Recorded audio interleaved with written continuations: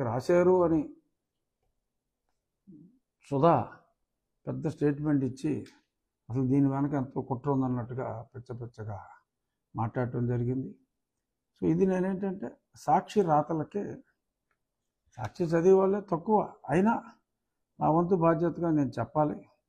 ఎందుకంటే ఇవాళ సాక్షి హెడ్లైన్ ఆ కింద సుధాకర్ రెడ్డిది మటుకు కలర్ ఫోటో వేసి, నా ఫోటో మటుకు బ్లాక్ అండ్ వైట్ వేసాడు, పెద్ద ఫోటో వేసిన ఏదో ఏడిపోయిళ్ళు. కలర్ వేయచ్చు కదరా. సుప్రీంకోర్టు వారించిన వినరా, కక్ష సాధింపుతో కోర్టు ధిక్కారానికి తెగించిన రాష్ట్ర ప్రభుత్వం. ఇది వీళ్ళు రాసింది. చూడు, ఫోకస్ చేయి. దీని మీద వివరణ ఇవ్వడానికే ఈ మీడియా ముఖంగా నేను ఇది అందరికీ తెలియజేయాలని. అసలు ఇందులో సుప్రీంకోర్టుకి ఈ మ్యాటర్కి సంబంధం లేదు.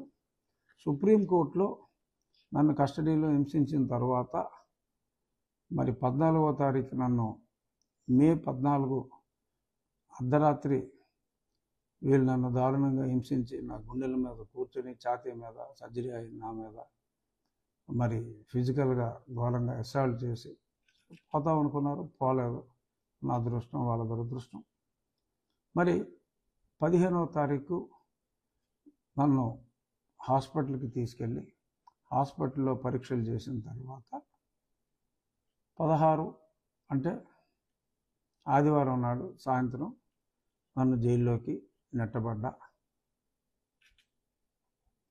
16వ తారీఖు ఉదయం సుప్రీంకోర్టు అసెంబ్లీ అయ్యి హాలిడే రోజు వెకేషన్ బెంచ్ నన్ను వెంటనే మిలిటరీ హాస్పిటల్కి తరలించమని చెప్పడం జరిగింది. మిలిటరీ హాస్పిటల్కి తరలించేటప్పుడు అదే రోజు రాత్రి నాకు పరీక్షలు చేసి, సేమ్ డే నైట్ నాకు పరీక్షలు చేసి ఆ రిపోర్ట్ పంపాలి అని చెప్పి మళ్ళీ అదే ఒక 3 రోజుల తర్వాత, అంటే నేను 17వ తారీఖు నన్ను మిలిటరీ హాస్పిటల్కి తరలిస్తే ఆ రిపోర్ట్లు వాళ్ళకి 18 by evening, by afternoon or evening ఆ రిపోర్ట్స్ చేరిన తర్వాత 21, ఇఫ్ ఐఎమ్ నాట్ రాంగ్, 21వ తారీఖు సుప్రీంకోర్టు నాకు బెయిల్ శాంక్షన్ చేయడం జరిగింది. ఆ కేసు ఓన్లీ బెయిల్ వరకే. అప్పుడు నేను జైల్లో ఉన్నప్పుడు మా అబ్బాయి సిబిఐతో ఎంక్వైరీ చేయించమని చెప్పి అడగటం జరిగింది. ఆ కేసు అసలు లిస్టింగే కాల. 2 సంవత్సరాల తర్వాత ఆ మ్యాటర్ లిస్ట్ అయినప్పుడు హైకోర్టు ఏమంది అని అడిగితే హైకోర్టుకి వెళ్ళలేదు. అప్పుడు బెయిల్ ఇచ్చిన సందర్భంగానే సుప్రీంకోర్టుకి ఈ కస్టోడియల్ టార్చర్ గురించి కూడా అడగటం జరిగింది అని అంటే, మరి హైకోర్టుకి వెళ్ళి రావటం కరెక్ట్ కదా అని కోర్టు వ్యాఖ్యల్లో అన్నప్పుడు, we will go back to High Court. If you suggest that I should have gone to High Court, we don't have any problem to go to High Court. At that point in time, అప్పుడు సుప్రీంకోర్టులో bail ఉన్నప్పుడు దీన్ని కూడా file చేయడం జరిగింది.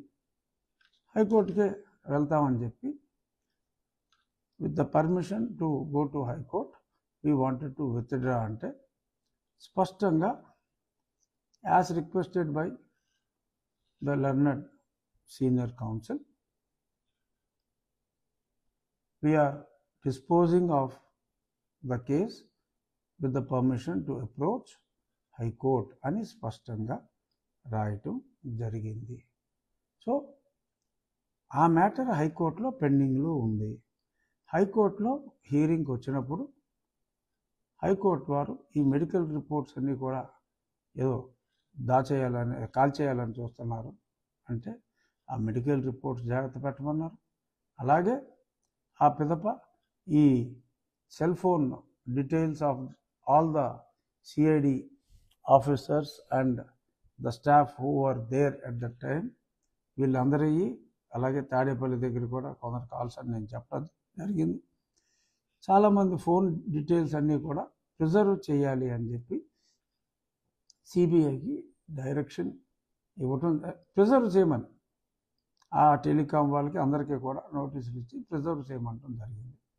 ఆ పిదప మళ్ళీ ఆ మ్యాటర్ హియరింగ్కే రాలా, అది పెండింగ్లో ఉంది.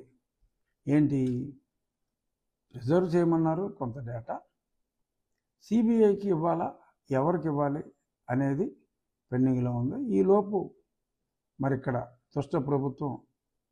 దుష్ట ప్రభుత్వాన్ని ప్రజలు అంతమొందించిన తర్వాత వై నాట్ 175 అనే వాళ్ళని కేవలం 11కే పరిమితం చేసిన పిదప రాష్ట్రంలో ప్రజాపాలకులు వచ్చిన ప్రజాకంటకుల స్థానంలో ప్రజాపాలకులు వచ్చిన నేపథ్యంలో నాకు లోకల్గానే ఇప్పుడు పోలీసుల ప్రవర్తన మారే ఉంటుంది, అంతా చెప్పిన వెధవ పనులన్నీ చేసే పనికిమాల వాళ్ళు కాదు పోలీసులు అనే ఒక సద్భావనతో నేను ఇక్కడ గత మాసంలో ప్రభుత్వం మారిన తర్వాత నేను కంప్లైంట్ ఇవ్వటం జరిగింది 10వ తారీఖు. దాన్ని మొన్న మళ్ళీ అనుకోకుండా యాదృచ్ఛికంగా అది 11వ తారీఖు అయింది. ఆ 11వ తారీఖు నాడు ఎఫ్ఐఆర్ చేయటం, మరి నిన్న అది ప్రజాబాహుల్యంలోకి రావటం, ఇవన్నీ జరిగినాయి. ఇప్పుడు అక్కడ వాళ్ళు మాట్లాడే మాటలు ఏంటంటే, ఇవాళ సాక్షి పేపర్లో ఇప్పుడు 3 సంవత్సరాల క్రితం జరిగిన దానికి ఇప్పుడు కేసు ఎలా పెడతారు, అసలు ఇది చెల్లుతుందా, సుప్రీంకోర్టు తీర్పుకి అది కంటెంప్ట్ అవుతుంది, వేసుకోరా కంటెంప్ట్, చెప్పుచ్చు కొడతారు. కంటెంప్ట్ అని వేసుకుంటే మీకు కనీస అవగాహన కూడా లేని సుంఠాలు అని చెప్పి మా భాషలో చెప్పాలంటే జోడుచు కొట్టేస్తారు. రే సరే, దానికి నేను సమాధానం చాలా స్పష్టంగా చెప్పా. ఇప్పుడు 3 సంవత్సరాలు అంటున్నారు. మరి ఎఫ్ఐఆర్లోనే చంద్రబాబు నాయుడు గారి పేరు లేదు. 35 మందో 36 మందో ఉంటాయి. కేవలం అప్పటికప్పుడు 37వ పేరుగా మరి మా పార్టీ అధ్యక్షులు చంద్రబాబు నాయుడు గారిని చేర్చి మరి ఆయన్ని 5.5 సంవత్సరాల తర్వాత అప్పటికప్పుడు రఘురామరెడ్డి నంద్యాల వెళ్ళి మరి లేపుకొచ్చారు. మరి అప్పుడు ఎలా చేశారు? 5.5 సంవత్సరాల తర్వాత ఎలా చేయగలిగారు? మరి ఇందులో ఉన్న 3 సంవత్సరాలకి ఎలా చేస్తారో అని మీరు ప్రశ్నిస్తున్నారు కదా. మరి 5.5 సంవత్సరాల తర్వాత మీరు ఎలా చేశారు ఆలోచించుకోండి. అంటే మీరు ఏదైనా చేయొచ్చు, కానీ అదే మీకు తగిలితే మీకు ఇటువంటి రూల్స్ అనేవి గుర్తొస్తాయా? ఏ రూలు లేదు, వేసుకోవచ్చు. ఒక క్రైమ్కి ఎవిడెన్స్ దొరికినప్పుడు వేసుకోవచ్చు. ఇంకొకటి, అప్పుడు గుర్తు తెలియని వ్యక్తులు కుట్టారు అని చెప్పి స్టేట్మెంట్ ఇచ్చారు, ఇప్పుడు వీళ్ళ పేర్లు పెట్టారు అని మాట్లాడారు.